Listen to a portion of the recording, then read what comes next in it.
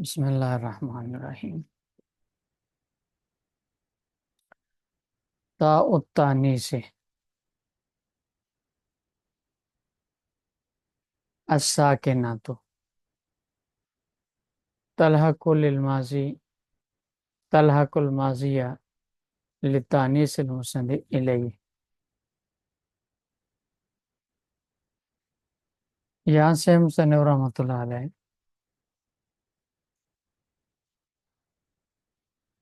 تائے تانیث ساکنہ کی تفصیل بیان فرما رہے ہیں۔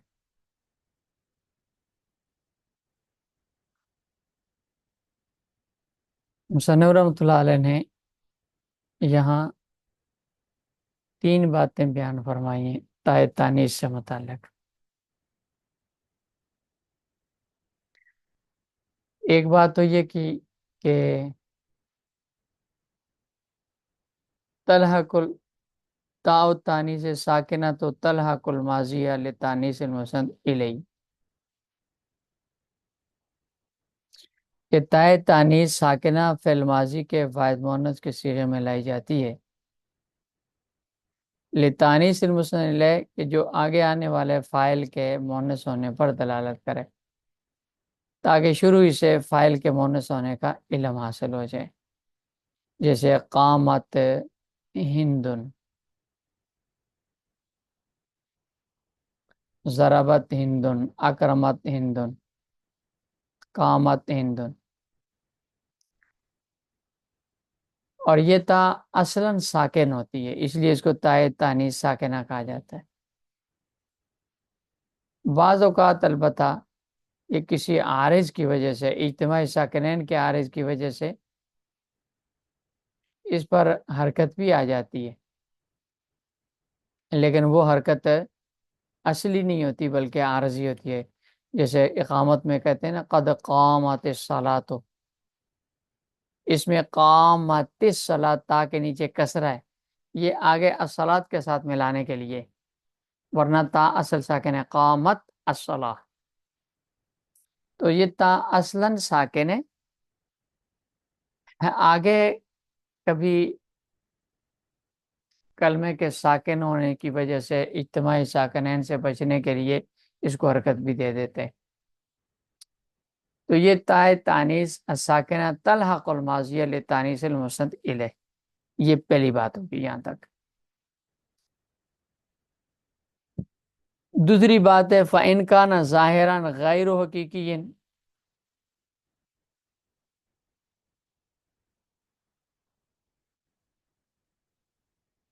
فَمُخَيِّرٌ،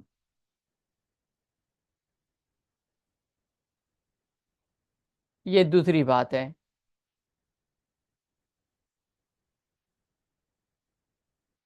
فرماتے ہیں کہ اگر آگے آنے والا فاعل اس میں ظاہر مؤنث غیر حقیقی ہو تو آپ کو فعل کے بارے میں اختیار ہے، مؤنث کے ساتھ یعنی تا کے ساتھ مؤنث لائیں جیسے طلعت الشمس، یا بغیر تا کے لائیں جیسے طلع الشمس۔ اس کی یہاں اتنی بات کی ہے، پوری تفصیل اس کی پیچھے فاعل کی بحث میں گزر چکی ہے۔ فَإِنْ كَانَ ظَاهِرًا، اگر فاعل اس میں ظاہر ہو غیر حقیقی، فَمُخَيَّرٌ، تو اس میں اختیار دیا جائے گا۔ وَأَمَّا إِلْحَاقُ علامت التانیث والجمعین فضعیف، یہ تیسری بات ہے۔ فرماتے ہیں کہ فاعل اگر اس میں ظاہر تثنیہ یا جمع ہو، خواہ مذکر ہو یا مؤنث ہو، تثنیہ مذکر ہو، تثنیہ مؤنث ہو، جمع مذکر ہو، جمع مؤنث ہو، تو اگر فاعل اس میں ظاہر تثنیہ جمع ہو تو فعل کے ساتھ تثنیہ جمع کی علامت لگا کر پڑھنا ضعیف ہے۔ لہذا قاما الزیدان، قامتا الہندان، قامو الرجال، قمنا النساء، یہ ضعیف ہے، لہذا یہ نہیں کہہ سکتے۔ اس کی وجہ یہ ہے کہ جب فاعل کا تثنیہ جمع، فاعل خود تثنیہ جمع ہونا اس کے لفظوں سے معلوم ہو رہا ہے۔ الزیدان لفظ بتا رہے ہیں کہ فاعل تثنیہ ہے، الرجال لفظ بتا رہا ہے کہ فاعل جمع ہے، النساء فاعل کے جمع ہونے کو، الندان فاعل کے تثنیہ ہونے کو بتا رہا ہے۔ تو جب فاعل کا تثنیہ جمع ہونا خود اس کے لفظوں سے معلوم ہو رہا ہے تو فعل کے ساتھ علامت لگانے کی کیا ضرورت ہے؟ برخلاف واحد مؤنث کے صیغے کے، کہ واحد مؤنث کے صیغے میں فاعل کا مؤنث ہونا فاعل کے لفظوں سے معلوم نہیں ہوتا، اس لیے کہ فاعل مؤنث جو ہوتا ہے نا، مؤنث صرف فاعل مؤنث لفظی نہیں ہوتی بلکہ مؤنث معنوی بھی ہوتی ہے، مؤنث سماعی بھی ہوتی ہے۔ تو اس صورت میں اس کا مؤنث ہونا بغیر تا کے نہیں معلوم ہو سکتا جب تک فعل کے ساتھ تا نہ لگی ہوئی ہو۔ لہذا وہاں فاعل کے معنی مؤنث ہونے کے لیے تائے تانیث ماضی کے صیغے میں تو لگائی جائے گی، لیکن تثنیہ جمع، فاعل کا جمع تثنیہ ہونا جب اس کے لفظوں سے معلوم ہو رہا ہے تو اس کے لیے مفرد کی اس کے صیغے کے ساتھ فاعل کی تثنیہ جمع ہونے کی ضمیر کے لگانے کی کیا ضرورت؟ دوسری خرابی اصل میں اس میں یہ بھی پائی جاتی ہے کہ اگر فاعل کے تثنیہ جمع ہونے کی صورت میں فعل کے ساتھ بھی تثنیہ جمع کی ضمیر لگا دیں تو اس سے دو فاعلوں کا ایک جگہ جمع ہونا لازم آئے گا، ایک ضمیر کی صورت میں اور دوسرا اس میں ظاہر کی صورت میں۔ اب قاما الزیدان دو فاعل ہو گئے، ایک الف تثنیہ کا اور دوسری الزیدان۔ قامو الرجال دو فاعل ہو گئے، ایک الرجال ہو گیا اور ایک قامو کی ضمیر جمع کی ہوگی، حالانکہ ایک فعل کا صرف ایک ہی فاعل ہوتا ہے، دو فاعل نہیں ہوتے۔ اس لیے مصنف فرماتے ہیں اما الحاق و علامت التانیث والجمعین، تثنیہ اور جمع مؤنث مذکر کی علامتوں کا لگانا فعل کے ساتھ ضعیف ہے۔ یہ مذہب اکثر عربوں کا، عربی لغت کے قبائل کا ہے، اور جمہور ناویوں کا یہی مسلک ہے، امام سیبوی کا۔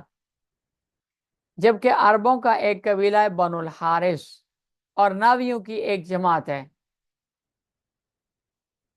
تو قبیلہ بنو الحارث کا اور ناویوں کی اس جماعت کا عام مسلک یہ ہے کہ جس طرح واحد مؤنث کے صیغے کے ساتھ اس میں ظاہر فاعل کی موجودگی میں ضمیر کی فعل کے ساتھ تانیث کی ضمیر لائی جائے گی، ایسے ہی تثنیہ جمع کے صیغوں میں بھی فاعل تثنیہ جمع کی صورت میں فعل کے تثنیہ جمع کے صیغوں میں تثنیہ جمع کی ضمیر بھی لائی جائے گی۔ لہذا ان کے نزدیک قاما الزیدان، قامو الرجالو، قومنا النساء، یہ ساری چیزیں جائز ہیں ان کے نزدیک۔ اور ان کی دلیل قرآن کریم کی دو آیتوں سے ہے۔ وہ کہتے ہیں سورہ انبیاء کی آیت ہے وَأَسَرُّ النَّجْوَ الَّذِينَ ظَلَمُوا، اس میں اسرو فعل ہے، اس میں واو ضمیر علامت جمع کے، اور آگے الذین ظلموا فاعل اس میں ظاہر بھی موجود ہے، جمع فاعل اس میں ظاہر بھی ہے اور جمع کی ضمیر بھی فعل کے ساتھ لگی ہوئی ہے۔ اسی طرح سورہ مائدہ کی آیت ہے ثم عموا وصموا کثیر منہم، یہاں کثیر یہ فاعل اس میں ظاہر ہے اور اس کے ساتھ ساتھ فعل میں سمو فعل کے اندر بھی اور عمو فعل کے اندر بھی واو ضمیر جمع کے لگی ہوئی ہے۔ لہذا جس طرح ان آیات میں فاعل اس میں ظاہر کے ساتھ تثنیہ جمع فاعل اس میں ظاہر کے ساتھ ضمیر بھی لگی ہوئی موجود ہے، تو لہذا ہر جگہ پر ایسا کرنا جائز ہے۔ جیسے اسی طرح عربوں کا محاورہ ہے اکلونی البراغیث، مجھے بھیڑوں نے کھا لیا، یہاں بھی براغیث جمع اس میں فاعل ہے اور اکلو کے اندر واو ضمیر بھی موجود ہے۔ جمہور ناوی حضرات ان چیزوں کی، ان عبارتوں کی تعویل کرتے ہیں کہ ان میں جو اسم ظاہر ہے نا وہ فائل ہے اور ضمیر جو ہے وہ تاکید کے لیے، یا پھر اس میں ظاہر بدل ہے ضمیر فائل سے، مرحلے تعبیریں اس میں تعویلیں کی جاتی ہیں۔ بعض نحوی حضرات ان تعویلوں کو بھی رد کرتے ہیں کہ جنہیں قرآن کریم کی آیات میں جب ظاہراً ثابت ہے تو ٹھیک ہے، ٹھیک، یہ تائے تانیث کی بحث ہوگی۔ آگے دوسری چیز ہے التنوین۔ تنوین کی تعریف مصنف فرماتے ہیں نون ساکنۃ تتبع حرکۃ الآخر لا لتاکید الفعل، کہ تنوین وہ نون ساکن ہے جو کلمے کے آخری حرکت کے بعد آتا ہے۔ نون ساکنۃ، وہ نون ساکن ہے، تتبع حرکۃ الآخر، کلمے کے آخری حرف کی حرکت کے بعد آتا ہے، تتبع بعد آتا ہے، لال تاکید الفعل، اور وہ فعل کی تاکید کے لیے بھی نہیں ہوتا، کلمے کی آخری حرکت کے بعد آتا ہے اور فعل کی تاکید کے لیے بھی نہیں ہوتا۔ لہذا نون تنوین میں گویا مصنف رحمۃ اللہ علیہ کے اس بیان کے مطابق تین چیزوں کا ہونا ضروری ہے۔ پہلی چیز یہ ہے کہ وہ نون ساکن ہو، نون ساکنتن، نون ساکن ہو۔ لہذا اگر التقاء ساکنین سے بچنے کے لیے اس کو حرکت دے دی جائے تو بھی کوئی بات نہیں ہے، کوئی مسئلہ نہیں ہے، کیونکہ اصلاً وہ ساکن ہی ہے۔ جیسے مثلا جانی زید نیل عالم، اللہم صلی علی محمد نبی کی، نون کتنی جس کو کہتے ہیں یہ بھی نون تنوین ہے، یہ ملانے کے لیے آگے کے جملے کے ساتھ ملانے کے لیے آتا ہے، تو نون تنوین نون ساکن ہے، یاد ہے اس کا سکون اصلی حرکت عارضی جو ہے اس کا کوئی مسئلہ نہیں۔ پہلی بات تو یہ ہوگی۔ دوسری بات یہ کہ تتبع حرکت الآخر، کہ نون تنوین وہ ہوتا ہے جو کلمے کی حرکت کے بعد آئے۔ لہذا جیسے دیکھیں جانی زیدن، رأیت زیدن، مررت بزیدن، اس میں جو آخر میں تنوین ہے یہ نون تنوین ہے، جبکہ من، عن، لدن، ان کے آخر میں نون ہے، لیکن یہ نون تنوین نہیں ہے، کیونکہ وہ کلمہ ہے، خود مستقل کلمہ ہے وہ، اور تنوین ہوتی ہے وہ حرکت جو آخری حرف کے بعد آتی ہے۔ اب اس میں جب زیدن پڑھتے ہیں ہم نا، پہلے دال کو پڑھتے ہیں، پھر اس کی پیش کو پڑھتے ہیں، پھر تنوین آتی ہے، زیدن، زیدن، نو، یہ دن، دن، دن، زیدن، یہ نون تنوین ہے۔ تیسری چیز ہے لال تاکید الفعل، کہ وہ فعل کی تاکید کے لیے نہ ہو، اس سے نون خفیفہ نکل جائے گا، کیونکہ وہ بھی نون ساکن ہوتا ہے، آخر میں آتا ہے، کلمے کے آخر میں ہوتا ہے، لیکن وہ چونکہ فعل میں تاکید پیدا کرنے کے لیے آتا ہے، اس لیے وہ نون تنوین نہیں کہلاتا۔ التنوین نون ساکنۃ، تنوین نون ساکن ہے، تتبع حرکت الآخر، کلمے کے آخر کی حرکت کے تابع ہوتا ہے، لال تاکید الفعل، فعل کی تاکید کے لیے نہیں ہوتا۔ وَوَلِ التَّمَكُّنِ وَالتَّنْكِيرِ، یہاں سے مصنف رحمۃ اللہ علیہ تنوین کی اقسام بیان فرما رہے ہیں کہ تنوین کی 5 قسمیں مصنف رحمۃ اللہ علیہ نے یہاں بیان فرمائی ہیں۔ نمبر 1 وَوَلِ التَّمَكُّنِ، تنوین تمکن،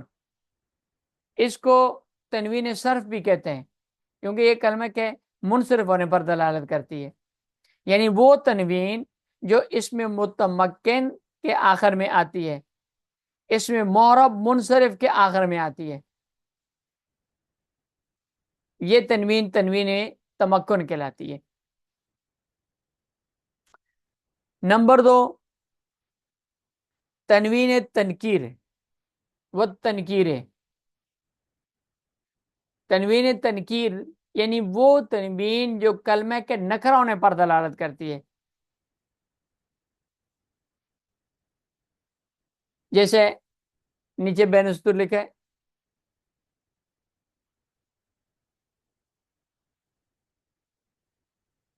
سہین، افین، اگر یہ ساکن ہو نا سہ اور اوف تو یہ مرف ہوں گے، لیکن سہن تنوین کے ساتھ، افن تنوین کے ساتھ، یہ نکرہ ہے۔ نمبر 3 تنوین عوض، یعنی وہ تنوین جو کسی محذوف کے بدلے میں آئی ہوئی ہو، پھر وہ محذوف لفظ جو ہے وہ ایک حرف بھی ہو سکتا ہے، جیسے قاضن جوارن کی تنوین ہے، یا کے بدلے میں آئیے یا حرف ہے، اور کبھی پورا ایک کلمہ بھی ہو سکتا ہے، جیسے کلن آمنا باللہ، کلن کی تنوین، بعضن کی تنوین، کلن آمنا باللہ ای کل واحد آمنا باللہ، واحدن کو حذف کر دیا، کلہم یہ ورفانا بعضم فوق بعض ای بعضہم، ہم ضمیر کی جگہ پر تنوین آگی، مضاف الیہ کو حذف کر دیا۔ اور کبھی وہ پورے جملے کے جواب میں آتی ہے، یوم اذن، حین اذن، یہ جو تنوین ہے یہ جملے کے عوض میں آتی ہے۔ اصل میں یوم اذا کانا کذا، حین اذا کانا کذا، تو کانا کذا جملے کو حذف کر کے تنوین ڈال دی جاتی ہے، اس تنوین کو تنوین عوض کہا جاتا ہے۔ نمبر 4 چوتھی تنوین ہے تنوین مقابلہ، یعنی وہ تنوین جو جمع مؤنث سالم کے آخر میں آتی ہے، اس کو تنوین مقابلہ کہا جاتا ہے۔ اس کو تنوین مقابلہ اس لیے کہتے ہیں کہ یہ تنوین جمع مذکر سالم کے نون کے مقابلے میں ہے۔ دیکھیں یہ مسلماتن ہے، یہ ہے اس کا مد مقابل ہے مسلمون، مونا، مسلمونا، اب میم سین اور لام دونوں میں ہے، مسلم مؤنث میں بھی ہے مسلماتن میں، اور مذکر میں مسلمون میں بھی میم سین لام میم، یہ مسلمون یہاں تک برابر ہیں، میم تک۔ آگے مؤنث کی علامتیں 2 ہیں، ایک ہے الف اور ایک ہے تا، جبکہ اس کے مقابلے میں جمع مذکر کے اندر مسلمون علامت صرف ایک ہے، وہ واو ہے، تو اس کے مقابلے میں علامت واو ضمیر علامت کے جمع کی ہے، اس کے مقابلے میں یہاں الف اور تا علامت ہیں۔ پھر جمع مذکر سالم میں ایک اور لفظ نون رہ جاتا ہے، مسلمون، اس نون کے مقابلے میں یہاں مسلمات کے اندر کوئی لفظ نہیں تھا، تو اس کے عوض میں یہاں تا کے اوپر تنوین ڈال دی، یہ تنوین مقابلہ ہے۔ اور نمبر 5 تنوین ترنم، یعنی وہ تنوین جو بعض اشعار کے مصروں کے آخر میں آواز کو خوبصورت بنانے کے لیے لائی جاتی ہے۔ ان میں یہ جو تنوین ہے تنوین ترنم، یہ فعل اسم دونوں پر داخل ہوتی ہے، جبکہ پچھلی جو 4 ہیں مقابلہ، عوض، تنکیر، تمکن، یہ اسم کے ساتھ خاص ہیں، یہ فعل پر داخل نہیں ہوتی۔ ترنم فعل اور اسم دونوں پر داخل ہوتی ہے، جیسے یہ مثال ہے شعر، اقلی اللوم عاذلا والعتابا وقولی ان اصبت لقد اصابا۔ اب اس میں عتاب لفظ ہے، العتاب، اس پر یہ نون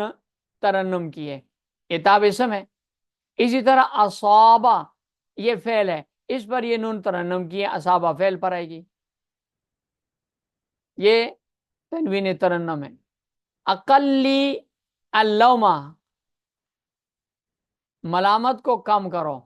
عادلہ یا عازلہ یہ منادہ ہے، اے ملامت کرنے والے، والعتاب اور ملامت کرنے والے، عتاب کرنے والے، ڈانٹنے والے، ملامت کرنے والے، اپنے عتاب کو، ملامت کو کم کرو۔ وقولی ان اصبتو، اور کہو اگر میں صحیح کام کروں تو کیا کہو، لقد اصابا، یہ بندہ اس نے ٹھیک کام کیا ہے۔ وَيُحْذَفُ مِنَ الْعَلَمِ مَوْصُوفًا بِابْنٍ مُضَافًا إِلَى عَلَمٍ آخر۔ یہاں سے مصنف رحمۃ اللہ علیہ تنوین کے حذف کرنے کا ایک قاعدہ بیان فرما رہے ہیں۔ مصنف رحمۃ اللہ فرماتے ہیں کہ جب ایک عالم، نام، کنیت ہو، تخلص ہو، نام ہو، کوئی بھی ہو، عالم ہونا چاہیے، تو ایک عالم اس کی صفت لائی جائے ابن کے لفظ کے ساتھ یا ابنتن کے لفظ کے ساتھ، تو وہ عالم ابن اور ابنتن کی صفت جب اس کی آئے گی تو عالم موصوف ہو جائے گا، تو وہ عالم موصوف ہو ابن اور ابنتن کے لفظ کی صفت کے ساتھ،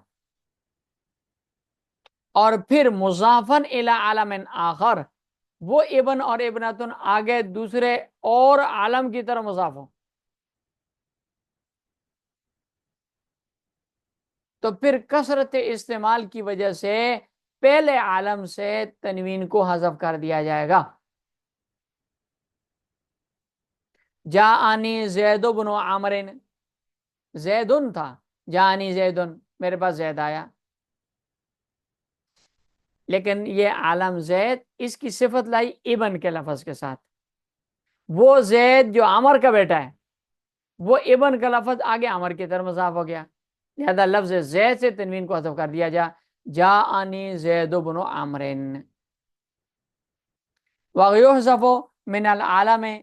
تنوین حذف کر دی جائے گی اس عالم سے موصوفاً بِابْنٍ، کہ جب وہ موصوف ہو لفظ ابن کے ساتھ یا لفظ ابنتن کے ساتھ، مضافاً الی عالم آخر، دوسرے کسی اور عالم کی طرف وہ مضاف،